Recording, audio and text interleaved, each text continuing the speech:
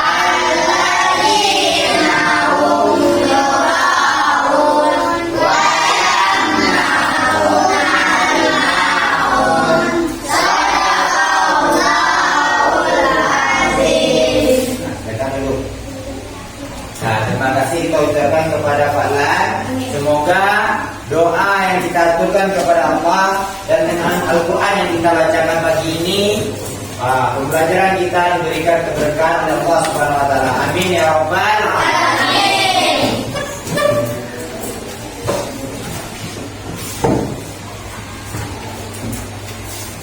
Nah, sekarang Bapak ambil absennya dulu. Seperti biasa sebutkan berapa sholatnya. Abi Khalif Hamizan, berapa teman-teman? 1. Adelia 3. Citra Ayu 3. Fadlan 1. Habib 2. Laura Ala Kafi Nadira Tika Pratwi Nur Hafiza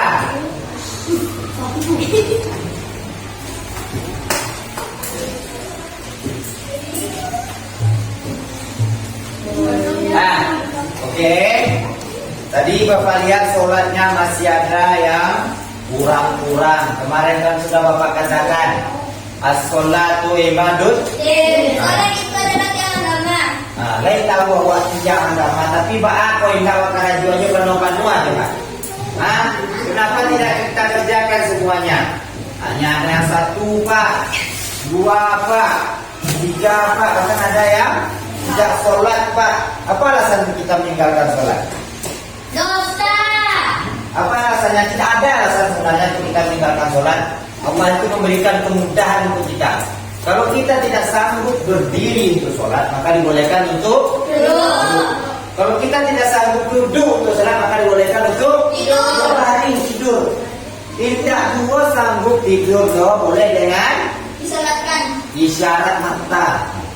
Nah, kan ada orang sakit dia, sakit parah, tidak bisa sholat berdiri, tidur itu tidak bisa, hanya mata saja. Ini aja.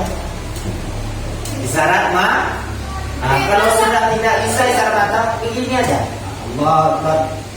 Bacanya tetap dalam hati, kalau tidak bisa ngomong baca aja dalam hati.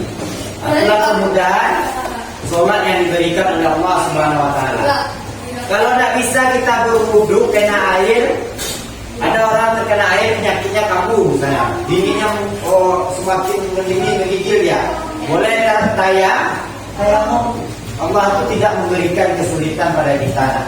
Nah, Allah itu memberikan kemudahan. Begitu juga orang yang melaksanakan puasa tidak sanggup sakit, boleh diganti dengan hari lain.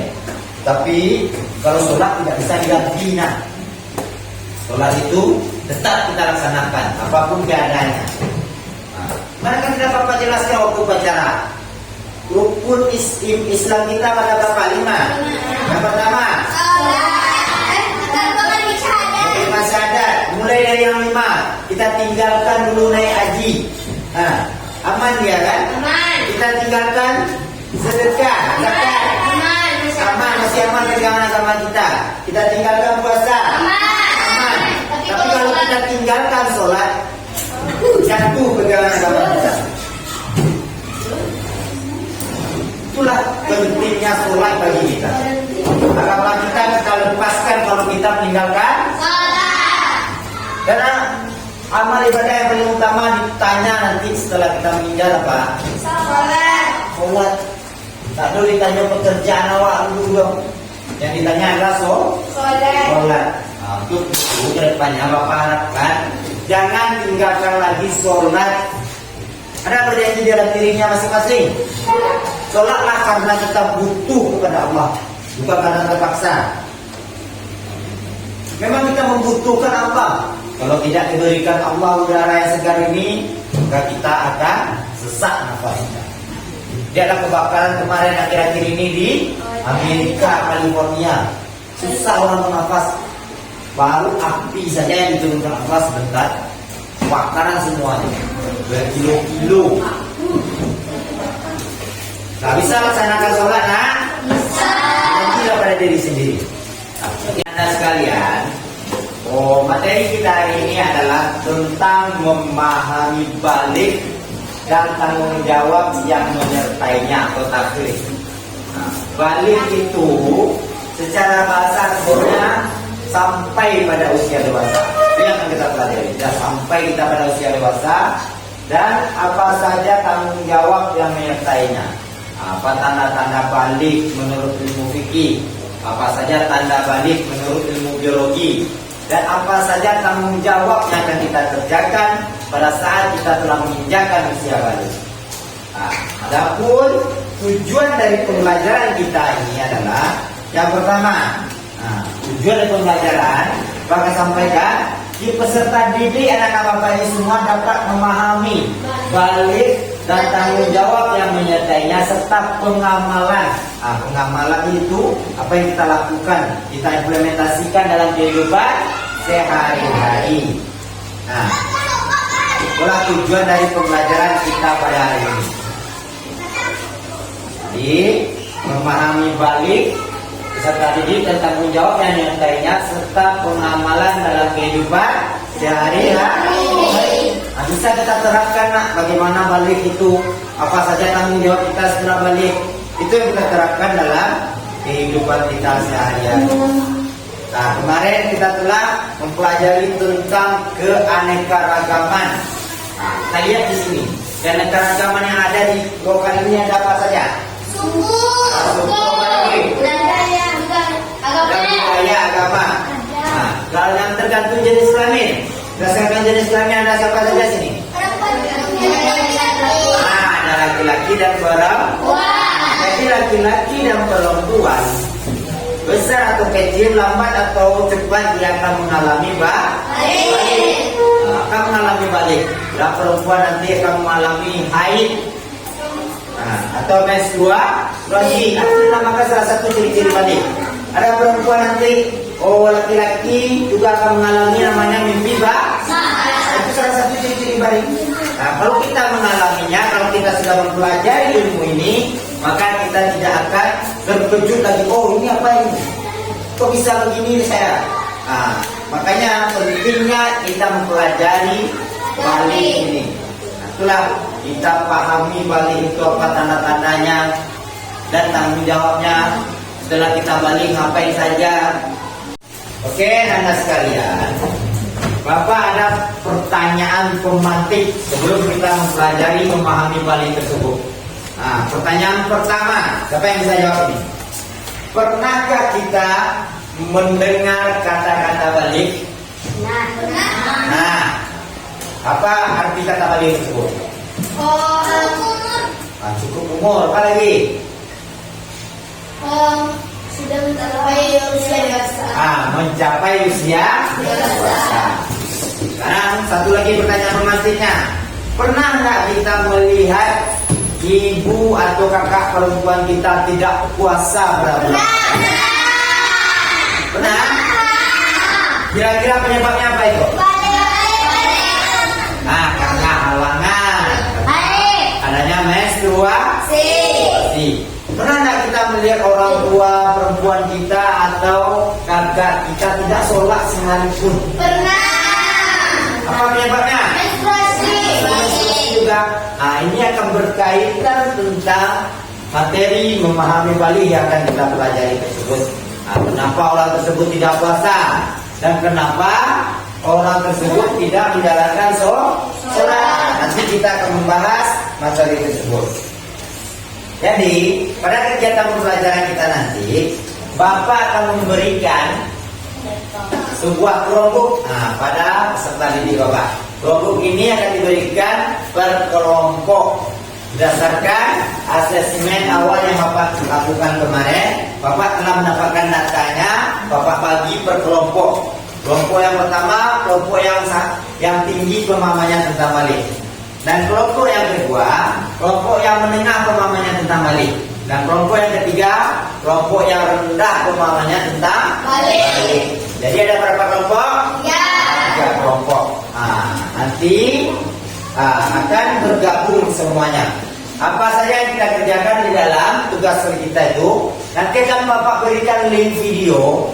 Anak Bapak menonton video tersebut untuk mendapatkan apa saja informasi tentang balik, pengertian balik, tanda-tanda balik, dan tanggung jawab balik. Tonton dulu. Setelah kita dapat informasi, nanti anak-anak Bapak akan menuliskan hasil analisisnya. Kita analisa secara bersama, kita diskusikan. Setelah kita diskusikan, lalu kita tuliskan di kertas, kita presentasikan ke depan. Siapa yang akan presentasikan, maka nanti akan Bapak buatkan satu permainan. Permainannya namanya Wheel of Name. Berputar-putar ya. Nanti siapa namanya yang keluar itu yang akan menjawab pertanyaan tersebut. Bisa dipahami? Bisa. Silakan. Untuk selanjutnya, perhatikan anda semuanya. Pembelajaran kita selanjutnya akan menonton video pembelajaran yang telah Bapak siapkan. Jadi video ini kita tonton terlebih dahulu untuk mendapatkan informasi apa yang akan kita kerjakan. Silakan diperhatikan, tidak ada yang melihat kiri ke kanan kecuali video pembelajaran yang telah Bapak sediakan ini.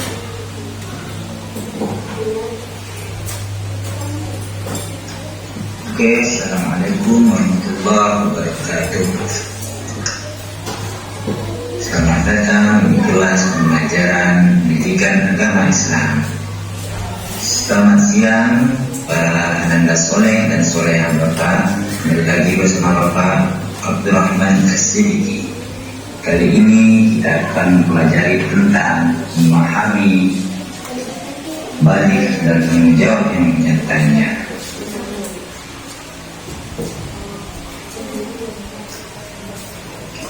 Pada bagian yang pertama ini, kita masuk dulu kepada pengertian balik. Balik dalam Kamus Besar Bahasa Indonesia memiliki arti cukup umur atau akil balik. Tanda-tanda balik pada laki-laki dan perempuan itu berbeda. Seorang yang telah memasuki usia balik dikarenakan kewajiban agama disebut dengan istilah mukhallaf.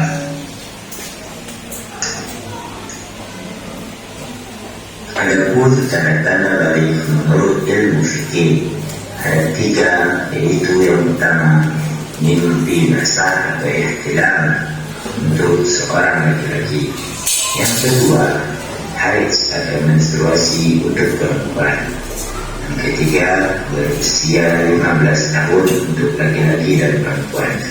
Usia ini relatif, tidak ada menentukan batas tetapnya. Kadang ada wanita yang cepat baliknya. Fikih sudah kita pelajari, adapun tanda-tanda menurut ilmu biologi. Setelah kita memahami, maka kita harus menjaga kewajiban kita sebagai seorang laki-laki yang balik dan sebagai seorang perempuan yang telah menginjak masa balik tersebut. Nah, setelah menonton video tersebut, Bapak ingin mengajukan sebuah pertanyaan. Siapa yang tahu dari kelompok mana, silakan ajukan, tunjuk tangannya. Karena pertanyaannya yang pertama, sebutkan tanda-tanda balik menurut ilmu fikih. Kelompok menengah, silakan. Nah, jadi ada dua. Kalau menurut ilmu fikih yaitu mimpi basah atau haid. Betul atau salah? Betul. Lanjutnya, sebutkan tanda-tanda balik menurut ilmu biologi. Pelan, silakan. Bagi laki-laki. Mimpi basah. Betul atau salah? Salah. Kalau mimpi basah menurut ilmu fikih. Nah, ya, kelompok tiga, silakan kelompok tinggi. Yang bagi laki-laki, Pak. Ya, bagi laki-laki menurut ilmu biologi. Suara membesar. Suaranya semakin Membesar. ya, semakin membesar, semakin membesar itu. Lanjut. Suara membesar.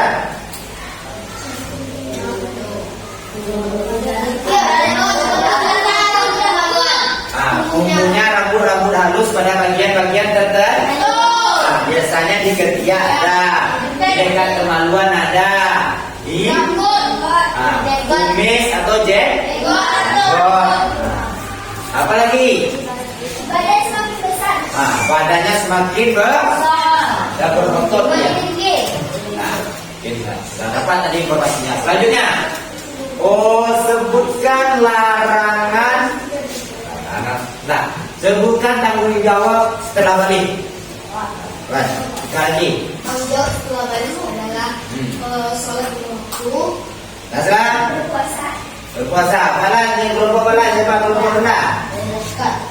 Biar zakat. Baik, anak-anak sekalian, setelah Bapak memberikan Chromebook tersebut, Bapak telah mengirimkan link. Link itu terus diklik, nanti nampak video pembelajaran di sana. Klik, lihat, tonton video pembelajaran itu sampai habis, perhatikan. Setelah menonton video pembelajaran, maka tolong dianalisis apa saja konsep-konsep balik tersebut. Tuliskan di kertas selembar. Kita tuliskan dan diskusikan bersama kelompoknya. Ya, tidak bisa dipahami tugasnya? Tuliskan. Ini satu. Ini satu. Ini satu. Nah, bikin identifikasinya, peta konsepnya di sana. Ya. Jalan nih. Nah, tuliskan di sini apa saja pengertian balik. Macam-macam. Silakan ditonton dulu videonya. Tekan. Ya, tekan. Perhatikan. Nah, perhatikan. Ayo tonton videonya. Kelompok tinggi, silakan. Tonton videonya. Ya, tekan mulai. Klik. Perhatikan videonya terlebih dahulu. Setelah dapat informasi baru ditulis. Pengertian balik, tanda-tanda balik. Makanya perhatikan tidak ada suara.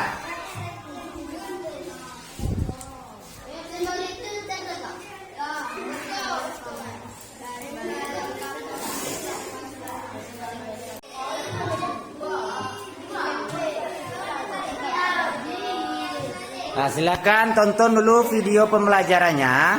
Setelah dapat, baru kita mulai menuliskan hasil dari penyelidikan tersebut. Apa saja yang kamu dapatkan dari informasi video pembelajaran yang ditonton tersebut. Tuliskan di kertas selembar tersebut. Ini kelompok menengah. Ya, silakan bekerja bersama-sama.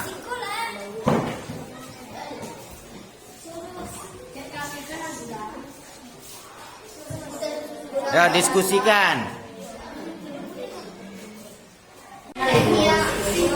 Mimpi basah tanda-tanda balik menurut Mimpi basah atau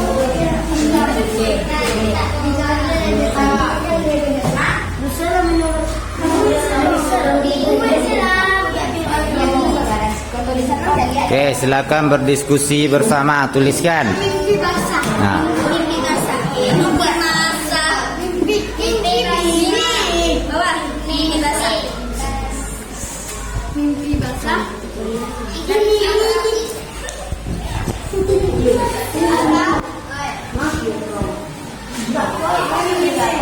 nah, itulah video pembelajaran yang Bapak siapkan. Silakan ditonton dan dituliskan hasil dari. Assalamualaikum warahmatullahi wabarakatuh. Waalaikumsalam warahmatullahi wabarakatuh. Baiklah, kelompok ini akan menampilkan hasil diskusinya. Tolong dengarkan masing-masing kelompok dan siapkan satu pertanyaan kepada kelompok tinggi. Pada kelompok tinggi, persilakan. Bermain balik dan terjawab dan seterusnya. Satu, kemudian balik. Barislah Akil balik, kata-kata balik pada laki-laki berbeda. Dua, tanda-tanda balik menurut ilmu fikih.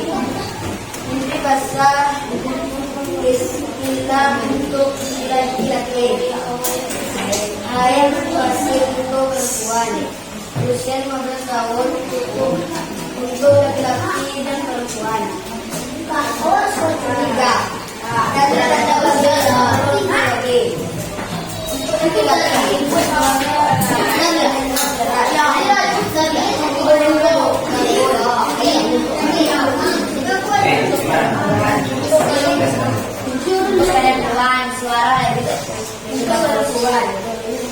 suara dari bagus, payudara dengan empat, ayat tiga berbeda memasuki usia balik.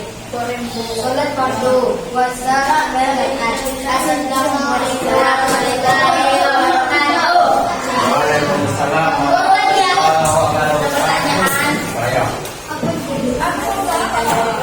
Setelah penampilan dari kelompok tinggi, pada kelompok yang lain silakan siapa pertanyaannya yang ingin bertanya angkat tangan.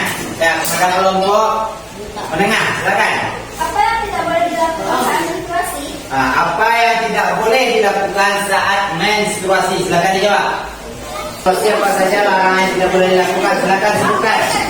Sholat, Pertama sholat katanya. Apa lagi? berpuasa, Berpuasa, apa lagi?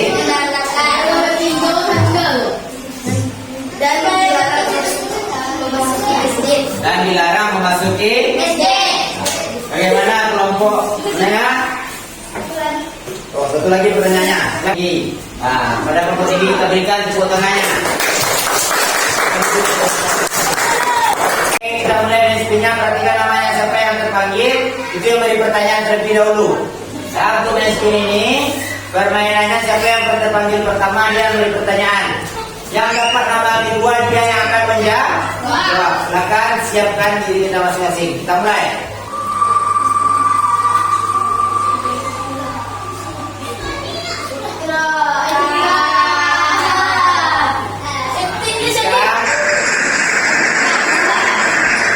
Silakan siapkan pertanyaannya.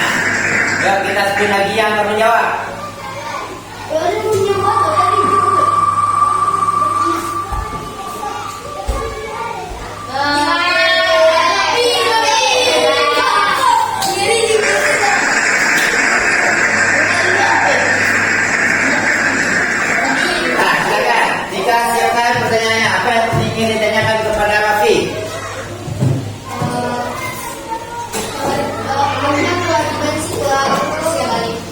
Jadi pertanyaannya apa kewajiban bagi usia balik?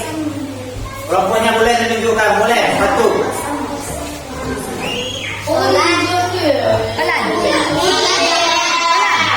Puasa. Sholat dan puasa. Oke, kita lanjut. Kelompok boleh membantu. Baik, anak-anak sekalian, tadi kita telah menampilkan hasil diskusi masing-masing. Kelompok tinggi bagus juga hasil diskusinya, kelompok menengah bagus, dan kelompok rendah juga bagus. Semuanya sama-sama bagus. Sekarang tiba kita pada di penghujung pembelajaran, yaitu Bapak akan menyimpulkan apa materi kita pada hari ini. Yang pertama, memahami balik. Kita sudah memahami apa itu balik. Balik yaitu telah sampainya seseorang pada usia dewasa. Nah, laki-laki juga sampai dewasa, perempuan juga sudah sampai dewasa, serta tanggung jawab yang menyertainya. Selanjutnya, tanda-tanda balik menurut ilmu fikih itu ada dua. Pertama, haid bagi perempuan. Kedua, mimpi basah bagi laki-laki. Haid itu adalah keluarnya darah pada kelamin perempuan. Terjadinya biasanya 1 bulan sekali. Kalau mimpi basah, keluarnya cairan sperma pada saat air mani pada saat tidur. Berbeda dengan menstruasi. Nah, ada pun tanda-tanda ilmu biologi. Yang pertama, pertumbuhan fisik. Nah, itu terjadi pada laki-laki dan perempuan. Laki-laki bertambah ototnya, dan perempuan juga bertambah tinggi badannya. Nafsu makannya meningkat dan perubahan suara. Kalau laki-laki suaranya semakin tebal, kalau perempuan semakin lembut. Apa lagi? Tumbuhnya rambut-rambut halus pada bagian-bagian tertentu. Misalnya di mana? Dan dekat-dekat kelamian atau kemaluan awak. Selanjutnya, berkembangnya payudara bagi perempuan. Nah, ada pun tanggung jawab balik. Yang pertama, kita melaksanakan sholat, tidak boleh tinggalkan lagi. Apa lagi yang kedua? Yang ketiga, bagi yang mampu. Yang selanjutnya yaitu menutup aurat yang tidak kalah pentingnya. Nah, laki-laki aurat batas auratnya dari pusat sampai ke lutut. Kalau perempuan seluruh badannya, kecuali yang biasa tampak. Apa yang biasa tampak? Telapak tangan dan muka itu tidak boleh lagi diperlihatkan. Karena kalau kita sudah balik, maka kita akan mendapat dosa. Itulah kesimpulan pembelajaran kita hari ini. Nah, sekarang Bapak ingin bertanya, mengadakan refleksi terhadap dirinya. Bagaimana perasaan kita setelah mengetahui materi balik tersebut? Apa yang kita rasakan? Nah, tentu kita akan mendapatkan ilmu-ilmu baru. Kita tidak gagap lagi menemukan tanda-tanda balik tersebut. Oh, ini apa ini? Tidak perlu lagi kita malu-malu bertanya pada orang, karena kita telah mempelajari ilmunya. Kalau menstruasi bagaimana yang harus kita lakukan? Adanya dengan namanya mandi wajib kita bersihkan. Tak perlu lagi malu-malu bertanya pada siapa. Bisa bertanya pada guru, bisa bertanya pada orang tua. Nah, itu yang kita pelajari. Itu pentingnya kita memahami balik tersebut. Itulah materi pembelajaran kita hari ini. Sampai jumpa materi pembelajaran pada esok kemudian. Nah, Bapak, mungkin sampai di sini pembelajaran kita. Marilah kita mengucapkan syukur kepada Allah dan mengucapkan alhamdulillah. Alhamdulillah dimulai. Alhamdulillah.